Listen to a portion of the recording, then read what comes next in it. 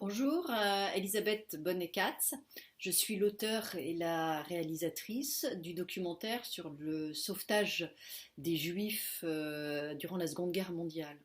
Alors comment m'est venue l'idée de ce documentaire? C'est en feuilletant le livre de l'historien Jacques Semelin, La survie des Juifs entre 1939 et 1945 aux éditions du CNRS. Juste après l'introduction, il écrit un chapitre qu'il intitule L'énigme des 75%. Alors, je savais déjà que 75% des Juifs de France avaient survécu à la fin de la guerre, mais je me suis dit que d'abord, on connaissait peu ce chiffre quand j'ai demandé autour de moi. Et puis, Jacques Semelin place ce chiffre en perspective avec d'autres pays occupés aussi par l'Allemagne, comme la Belgique et les Pays-Bas. Et en Belgique, 50% des Juifs seulement survécurent, et aux Pays-Bas, 25%. Ça veut dire que 75% des Juifs des Pays-Bas furent exterminés. Donc il y a bien une spécificité française. Donc cette spécificité française, j'ai voulu la raconter à travers 4 témoins que je croise leurs témoignages avec des explications d'historiens et je replace ces témoignages dans un contexte à la fois avec des données géographiques, religieuses, politiques, sociologiques qui expliquent ce chiffre des 75%. Alors, dans le choix de mes témoins, j'ai pris 4 témoins. Je voulais une diversité des témoins, une diversité qui montre la diversité des Juifs de France à cette période. C'est-à-dire qu'à la veille de la guerre, on avait plus ou moins de chances de survivre selon qu'on était juif français ou juif étranger d'abord, selon si on parlait bien la langue, le français ou pas, selon si on avait de l'argent ou pas, selon si on avait des relations ou pas, selon si on est resté en zone occupée ou en zone libre. Tous ces facteurs ont joué en faveur ou en défaveur des Juifs de France. Donc je voulais une diversité et j'espère que j'ai trouvé cette diversité à travers le témoignage. Évidemment, j'ai trouvé le témoignage de personnes qui étaient enfants ou adolescents durant la guerre. La difficulté à laquelle je me suis trouvée confrontée pour le film, c'est d'avoir des photos. J'avais parfois des témoignages intéressants, mais les témoins n'avaient pas de photos de leur famille. Et je voulais illustrer le sort des enfants, mais aussi de leur famille, de leurs parents, de leurs grands-parents. Et donc avec l'aide du mémorial de la Shoah, j'ai pu trouver des photos et des témoins qui avaient confié leurs photos au mémorial de la Shoah. Alors, dans mon film, il y a 2 temps. D'abord, je ne veux pas résumer le film, mais il y a un temps avant les grands drafts de 1942 où la population française est assez apathique et peu intéressé par le sort des Juifs de France, malgré les mesures antisémites, le statut des Juifs, la confiscation des magasins, des entreprises, puis plus tard de l'Étoile jaune. Les Français sont complètement abattus par la défaite de 1940, par les restrictions, par les privations alimentaires, par le fait que l'Allemagne commence à piller le pays. Et les Français vont réagir avec les grandes rafles de 1942, rafle du Veldiv et rafle de zone libre d'août. À travers les témoins, on insiste sur le rôle de l'Église, parce que les premiers à s'émouvoir, ce sont des évêques, même si l'Église était un pilier de Vichy. Certains évêques ont commencé un peu à, je dirais, ruer dans les brancards en disant c'est pas admissible qu'on arrête aussi brutalement des femmes, des enfants. Et donc, on a une témoin qui a bénéficié de ce sursaut de l'Église, cette Église s'est mise à fonder à créer des réseaux avec entre autres des organisations juives pour cacher les enfants, entre autres dans les couvents. Et on a une adolescente qui a été cachée dans un couvent. Alors, les Français n'ont pas réagi avant 1942, les seuls à réagir avant 1942, c'est quand même des organisations humanitaires comme la CIMAD ou comme l'OSE, l'œuvre de secours aux enfants, une organisation israélite qui se rendent compte que la situation dans les camps d'internement où sont entassés des juifs étrangers est dramatique. Et donc, dès début 42, ils commencent à exfiltrer des enfants de ces camps. Et on a aussi là le témoignage d'un enfant réfugié de Belgique qui a pu survivre en étant exfiltré de ce camp. Alors à partir de 1942, donc l'Église commence à bouger, mais aussi l'opinion publique, les Allemands deviennent, enfin les Boches comme on les appelle, sont de moins en moins bien supportés. Il y a l'instauration du STO, le service du travail obligatoire, et toute la France est occupée à partir de novembre 42. Et donc là, il y a voilà, des réseaux, et aussi des réseaux de résistance qui se créent pour aider les Juifs. Alors une chose importante, c'est que les Juifs, certains ont été sauvés, mais d'abord ils ont survécu, et c'est aussi la thèse de Semelin, grâce à eux-mêmes. C'est déjà grâce à eux-mêmes qu'ils ont survécu. Beaucoup, dans les témoignages que j'ai eus, ont pris les bonnes décisions. Beaucoup ont eu des intuitions finalement que ça allait être pire et qu'il fallait partir loin des villes, dans des régions plus reculées, dans des villages où il y aura moins de contrôle de police. Parfois, il y en a un témoin dont les parents décidaient de séparer la famille, c'est-à-dire de confier des enfants à une famille. Et les enfants se sont mêlés avec les autres enfants, ils allaient à l'école, voilà, ils n'étaient pas forcément des enfants juifs. Et eux, les parents, se cachaient ailleurs. Donc, il y a eu une clairvoyance de personnes qui ont pris les bonnes décisions. La bonne décision aussi, jusqu'en 1942, c'était aussi d'aller en zone libre, par exemple, et de ne pas rester en zone occupée. Donc, cette survie, les Juifs la doivent d'abord à eux-mêmes, mais ils ont trouvé donc de plus en plus des relais à partir de 1942-1943 dans la population française. Et une chose importante, évidemment, c'est les faux papiers. On a aussi là le témoignage d'un adolescent qui a survécu à la rafle du Veldiv, qui s'est caché ce jour-là, et qui, à partir de 1943, a pu se faire des faux papiers. Et il a pu survivre dans Paris occupé avec des faux papiers.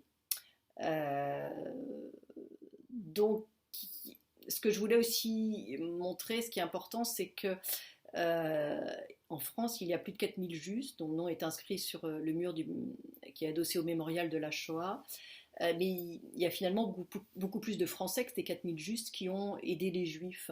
Alors, ils ne les ont pas forcément hébergés, mais ils ont prévenu en disant attention, il y a un carte flic à l'angle, attention, demain, il y a une rafle. Il y a beaucoup de Juifs qui ont échappé, entre autres, à la rafle du Veldiv, parce qu'ils savaient qu'il y avait une rafle.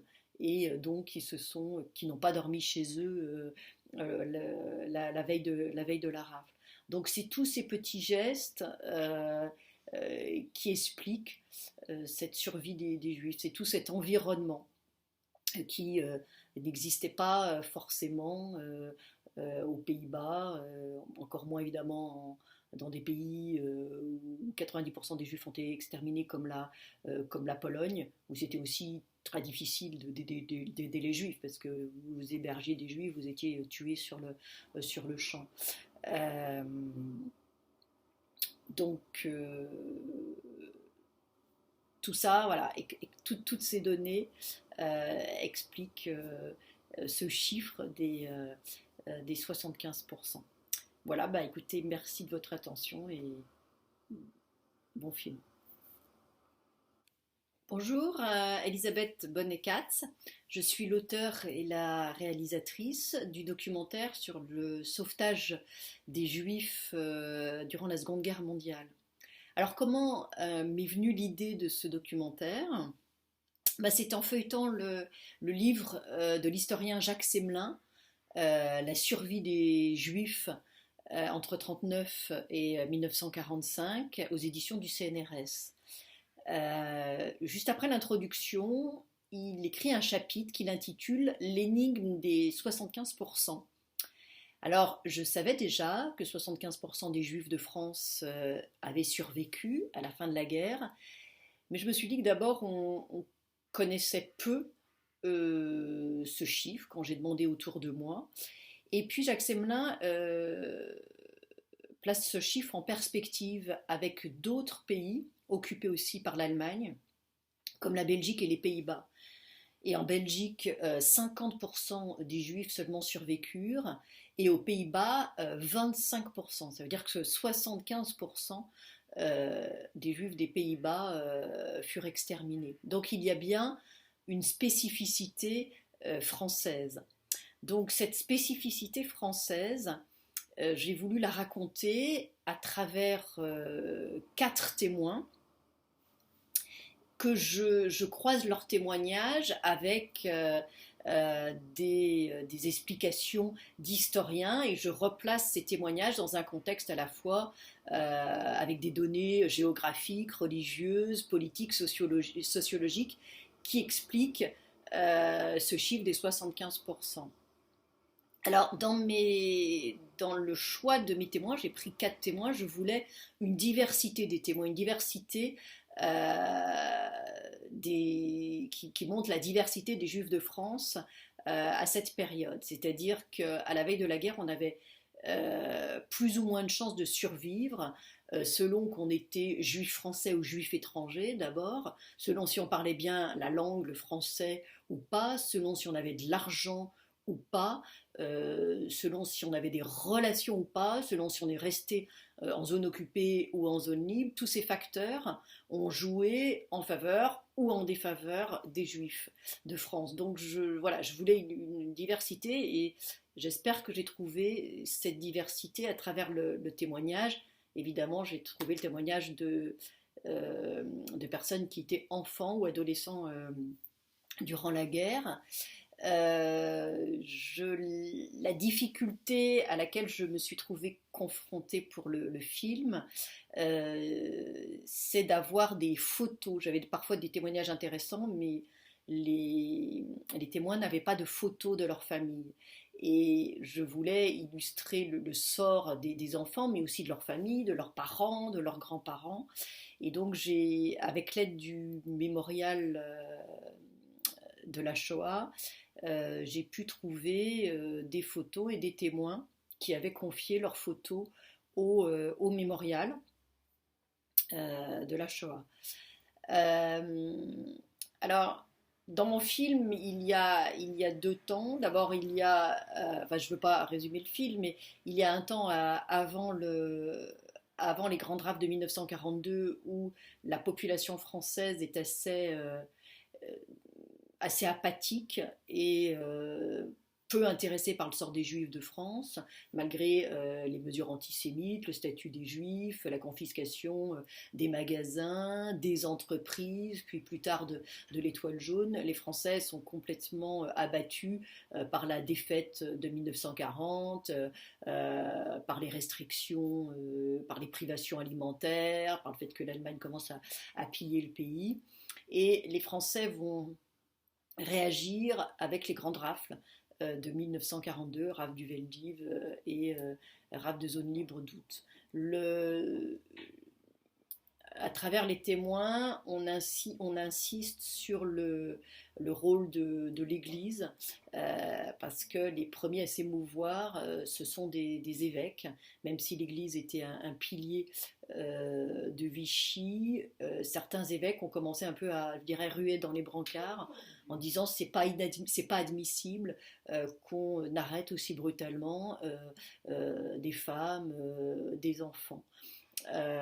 Et donc, on a une témoin qui a bénéficié de ce sursaut de l'Église, cette Église s'est mise à fonder à créer des réseaux avec entre autres des organisations juives pour cacher les enfants, entre autres dans les couvents. Et on a une adolescente qui a été cachée dans un couvent.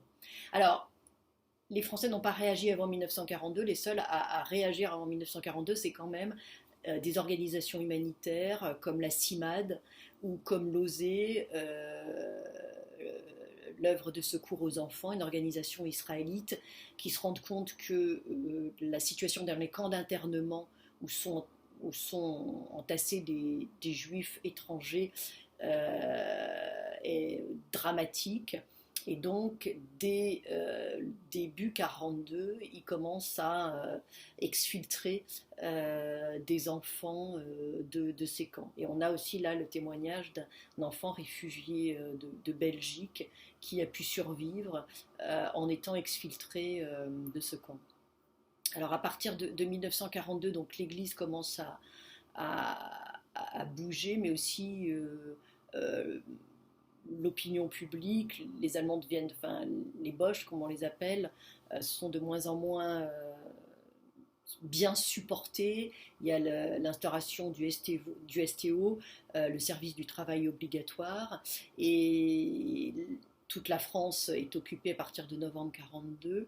Et donc là, il y a voilà, des réseaux, et aussi des réseaux de résistance qui se créent pour aider les Juifs. Alors, une chose importante, c'est que les Juifs, certains ont été sauvés, mais d'abord, ils ont survécu, et c'est aussi la thèse de Semelin, grâce à eux-mêmes. C'est déjà grâce à eux-mêmes qu'ils ont survécu. Beaucoup, dans les témoignages que j'ai eus, ont pris les bonnes décisions.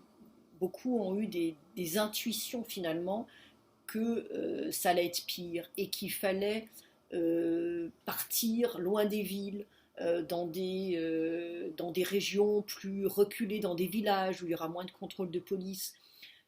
Parfois, il y en a un témoin dont les parents décidaient de séparer la famille, c'est-à-dire de confier des enfants à une famille, et les enfants se sont mêlés avec les autres enfants, ils allaient à l'école, voilà, ils n'étaient pas forcément des enfants juifs, et eux, les parents, se cachaient ailleurs. Donc, il y a eu une clairvoyance de personnes qui ont pris les bonnes décisions. La bonne décision aussi, jusqu'en 1942, c'était aussi d'aller en zone libre, par exemple, et de ne pas rester en zone occupée. Donc, cette survie, les Juifs la doivent d'abord à eux-mêmes, mais ils ont trouvé donc de plus en plus des relais à partir de 1942-1943 dans la population française. Et une chose importante, évidemment, c'est les faux papiers. On a aussi là le témoignage d'un adolescent qui a survécu à la rafle du Veldiv, qui s'est caché ce jour-là, et qui, à partir de 1943, a pu se faire des faux papiers. Et il a pu survivre dans Paris occupé avec des faux papiers. Donc, ce que je voulais aussi montrer, ce qui est important, c'est que en France, il y a plus de 4000 Juifs dont le nom est inscrit sur le mur qui est adossé au mémorial de la Shoah. Mais il y a finalement beaucoup plus de Français que ces 4000 Juifs qui ont aidé les Juifs. Alors, ils ne les ont pas forcément hébergés, mais ils ont prévenu en disant attention, il y a un garde-flic à l'angle, attention, demain, il y a une rafle. Il y a beaucoup de Juifs qui ont échappé, entre autres, à la rafle du Veldiv, parce qu'ils savaient qu'il y avait une rafle. Et donc, qui n'ont pas dormi chez eux la veille de la rafle. Donc, c'est tous ces petits gestes qui expliquent cette survie des Juifs. C'est tout cet environnement qui n'existait pas forcément aux Pays-Bas, encore moins évidemment dans des pays où 90% des Juifs ont été exterminés comme la Pologne, où c'était aussi très difficile d'aider les Juifs parce que vous hébergiez des Juifs, vous étiez tués sur le champ. Euh, donc tout ça, voilà, et toutes ces données expliquent ce chiffre des 75%. Voilà, bah écoutez, merci de votre attention et bon film.